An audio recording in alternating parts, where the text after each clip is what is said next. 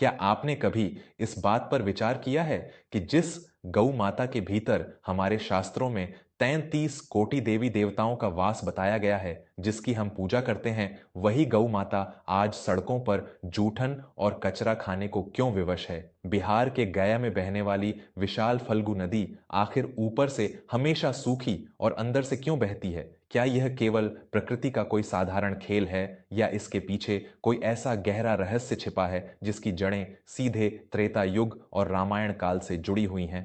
नमस्कार, मैं हूं आपका दोस्त और कथाकार विवेक वर्मा।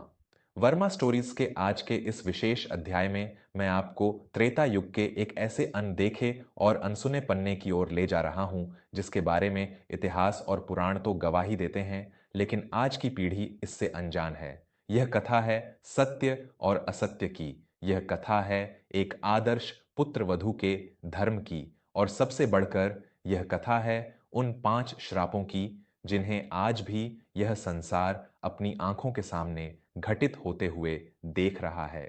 आंखें बंद कर लीजिए और मेरी आवाज के साथ चलिए उस कालखंड में जब मर्यादा पुरुषोत्तम भगवान श्री राम, माता सीता और भ्राता लक्ष्मण वनवास का अत्यंत कठिन जीवन व्यतीत कर रहे थे। यह उस समय की बात है जब अयोध्या के चक्रवर्ती सम्राट महाराज दशरथ का स्वर्गवास हो चुका था। श्री राम को जब वन में अपने पिता के देहावसान का समाचार मिला तो उनके हृदय पर जैसे वज्रपात हो गया। जो पिता अपने पुत्र के वियोग में तड़प तड़प कर अपने प्राण त्याग दे, उस पिता की आत्मा की शांति के लिए पुत्र का कर्तव्य सबसे बड़ा होता है।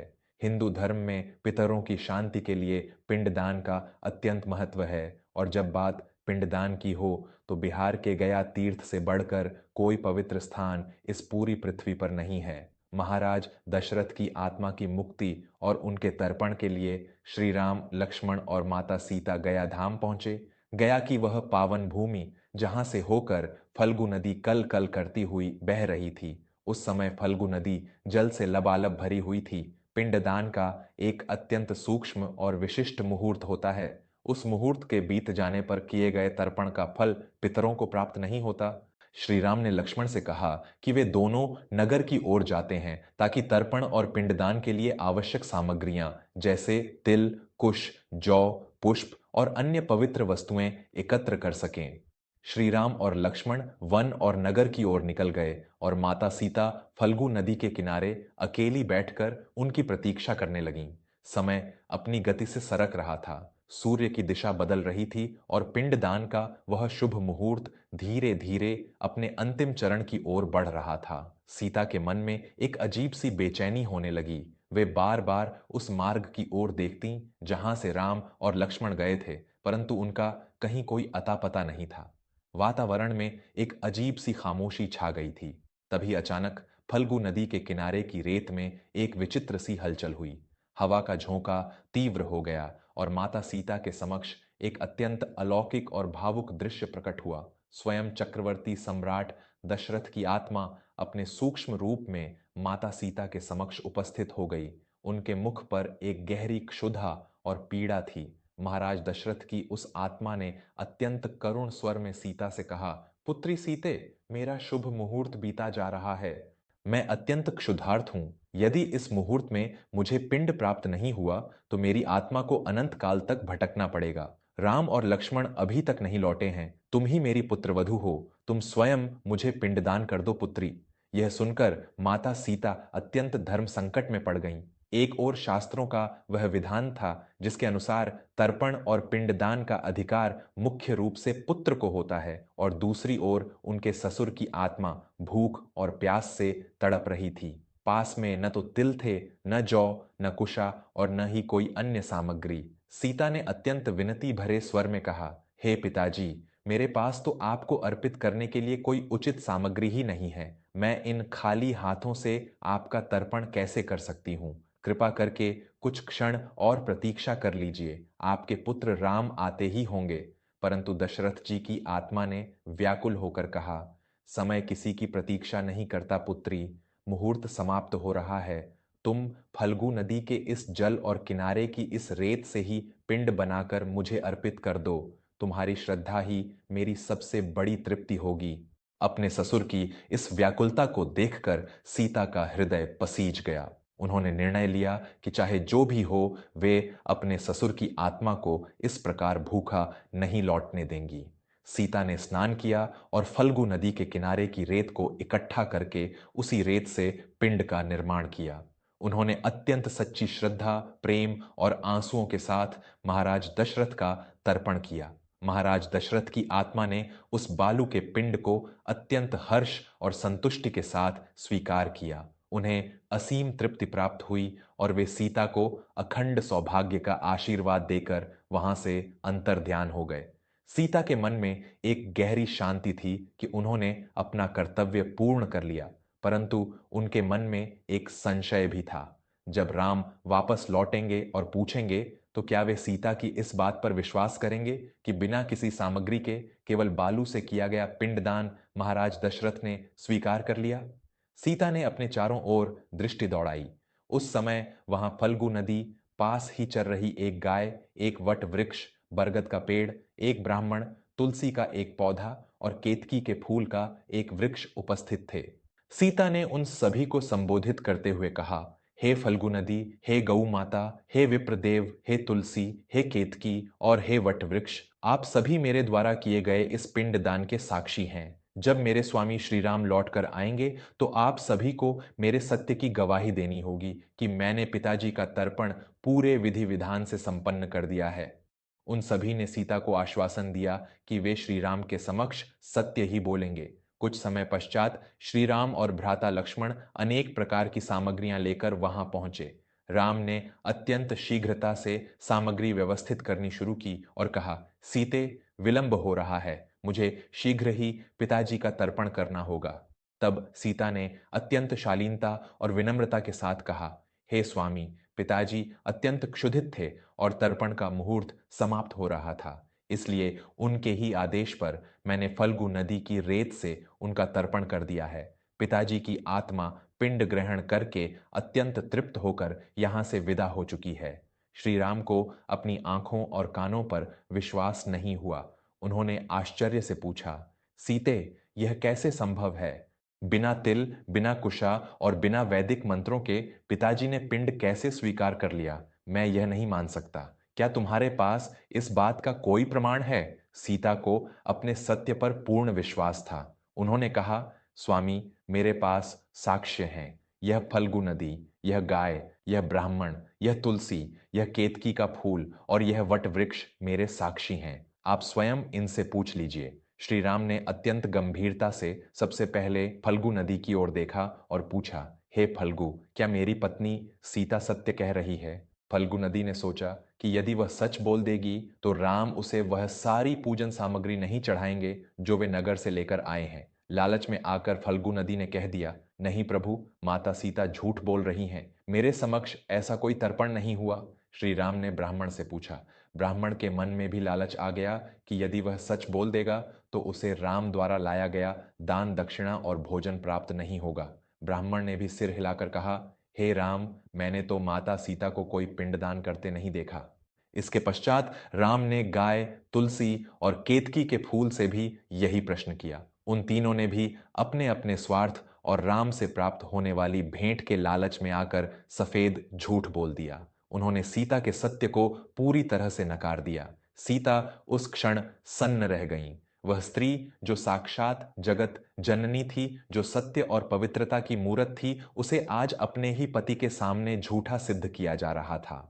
सीता के नेत्रों से अश्रु बहने लगे, लेकिन उन आंसुओं में केवल दुख नहीं था, उनमें एक ऐसी क्रोधाग्नि प्रज्वलित हो रही थी जो संपूर्ण ब्रह्मांड को भस्म कर सकती थी। सीता का वह शांत और सौम्य स्वरूप अब आदि शक्ति के रुद्र रूप में बदल रहा था। अंत में श्री राम ने उस वट वृक्ष की ओर देखा और पूछा, हे वट वृक्ष, अब तुम ही बताओ, सत्य क्या है?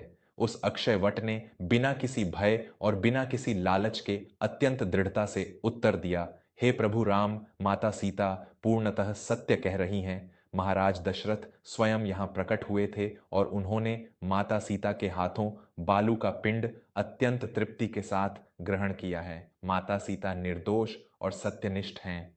वट वृक्ष की गवाही सुनकर श्री राम को सीता की सत्यता पर पूर्ण विश्वास हो गया, परंतु सीता का क्रोध शांत होने वाला नहीं था। जिन प्रकृति के तत्वों को मनुष्य भगवान का दर्जा देता है, उन्होंने आज स्वार्थ के लिए सत्य का गला घोंट दिया था। माता सीता ने अपने दोनों हाथ उठाए और एक अत्यंत गर्जना करते हुए स्वर में उन पांचों को ऐसे भयानक श्राप दिए जिनका प्रभाव युगों युगों तक इस पृथ्वी पर रहने वाला था। माता सीता ने सबसे पहले फल्गु नदी की ओर अत्यंत तीक्ष्ण दृष्टि से देखा और कहा, हे फल्गु, तूने जल से भरे होने का अहंकार किया और सत्य को छिपाया। मैं तुझे श्राप देती हूं कि आज के बाद तेरा यह नीर सूख जाएगा। तू केवल नाम की नदी रह जाएगी। ऊपर से तू केवल सूखी रेत बनकर बहेगी। तेरा जल हमेशा पाताल में छिपा रहेगा। गया में आने वाले लोग तेरे दर्शन तो करेंगे, परंतु तू उन्हें कभी पूर्ण जल नहीं दे पाएगी। और दोस्तों, आज भी आप जाकर देख लीजिए, गया की फल्गु नदी ऊपर से पूरी तरह सूखी रहती है, केवल रेत का विस्तार दिखता है। पानी पाने के लिए उस रेत को कई फीट तक खोदना पड़ता है। माता सीता का वह श्राप आज भी फल्गु नदी भोग रही है। इसके बाद सीता ने उस ब्राह्मण की ओर क्रोधित होकर देखा और बोली, हे विप्र, एक ब्राह्मण का सबसे बड़ा आभूषण उसका संतोष और उसका सत्य होता है। तुमने दान के लालच में सत्य का त्याग कर दिया। मैं तुम्हें श्राप देती हूं कि आज के बाद गया के ब्राह्मणों को चाहे कितना भी दान मिल जाए, कितना भी धन मिल जाए, उनकी दरिद्रता और उनका लालच कभी समाप्त नहीं होगा। तुम हमेशा असंतुष्ट ही रहोगे। यह एक ऐसा कटु सत्य है जो श्राप के रूप में आज भी समाज के एक हिस्से में देखा जा सकता है, जहां लालच की कोई सीमा नहीं बची है। फिर सीता मुड़ी उस गाय की ओर। हे गौ माता, तुम्हें मैंने अत्यंत पवित्र माना था। तुम्हारे भीतर देवताओं का वास है, परंतु तुमने झूठ बोला। मैं तुम्हें श्राप देती हूं कि तुम्हारी पूजा तो होगी, लोग तुम्हें माता तो कहेंगे, परंतु तुम्हें अपना पेट भरने के लिए हमेशा दर दर भटकना पड़ेगा। तुम्हें लोगों का फेंका हुआ जूठन और कचरा खाना पड़ेगा। तुम्हारी पवित्रता के बावजूद तुम्हारी दुर्दशा होगी। आज सड़कों पर पॉलीथिन और कचरा खाती हुई गायों को देखकर क्या आपको माता सीता के उस भयानक श्राप की याद नहीं आती? इसके पश्चात सीता ने तुलसी के पौधे की ओर देखकर कहा, हे तुलसी, तू भगवान विष्णु को अत्यंत प्रिय है, परंतु आज तूने धर्म का साथ नहीं दिया। मैं तुझे श्राप देती हूं कि तू इस गया की पावन भूमि पर कभी नहीं पनपेगी। गया में तेरा पौधा कभी भी हरा भरा नहीं रहेगा। और यह भी एक प्रामाणिक सत्य है कि गया की उस विशिष्ट भूमि पर आज भी तुलसी का पौधा ठीक से नहीं उग पाता। अंत में सीता ने केतकी के फूल को श्राप देते हुए कहा, हे केतकी, तूने अपने पुष्प होने की कोमलता को झूठ के दाग से कलंकित कर दिया। मैं तुझे श्राप देती हूं कि आज के बाद किसी भी पवित्र पूजा में, विशेषकर भगवान शिव की पूजा में, तेरा प्रयोग हमेशा के लिए वर्जित होगा। कोई भी भक्त तुझे महादेव पर अर्पित नहीं करेगा।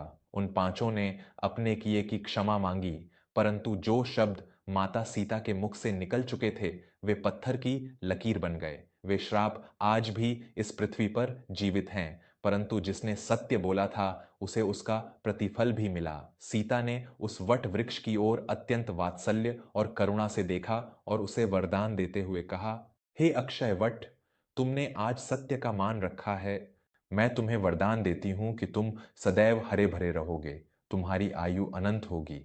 जो भी भक्त गया में अपने पितरों का पिंडदान करने आएगा, जब तक वह तुम्हारे नीचे आकर पिंडदान नहीं करेगा और तुम्हारे दर्शन नहीं करेगा, तब तक उसका किया हुआ तर्पण सफल नहीं माना जाएगा।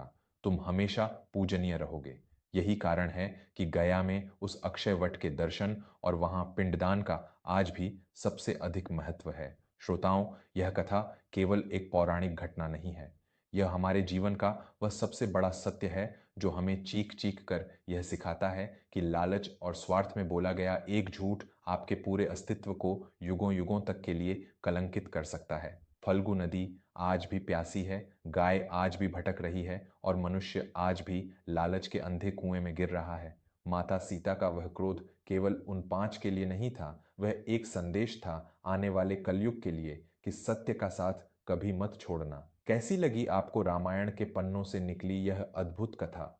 मैं आपका दोस्त विवेक वर्मा हमेशा यही प्रयास करता हूं कि वर्मा स्टोरीज के माध्यम से आपके लिए कुछ ऐसा लेकर आऊं जो केवल आपका मनोरंजन न करे, बल्कि आपके जीवन में एक ठहराव लाए। आपको कुछ सोचने पर विवश करे। यदि आपको यह कथा अपने हृदय के करीब लगी हो तो इसे अपने परिवार और मित्रों के साथ अवश्य साझा करें।